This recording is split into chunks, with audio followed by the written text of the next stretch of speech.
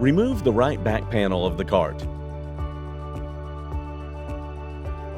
Ensure that the power cable connecting the USB-C hub to the outlet on the inside of the cart is fully plugged in and connected correctly.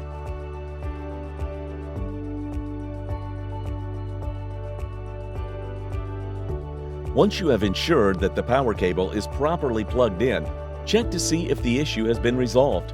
If the hub is operating correctly, replace the back panel on the cart. If the problem persists, try exchanging the power cable to the hub to ensure that the cable is working properly. If the QuickSense USB-C hub needs to be replaced, begin by removing devices from the cart and locating the tray lid.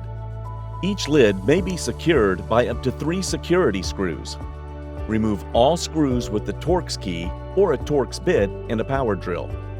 Place a screw in the sidewall of the cart to hold the tray open. Remove the old USB-C hub from the tray and replace it with the new USB-C hub. Close the tray lid and secure it using the Torx key or a bit and security screws to lock the cables in place. Plug devices back into the cart and begin charging. For more information, please reference the user guide and manual or visit our website. For additional assistance, please contact JAR Systems with the cart serial number.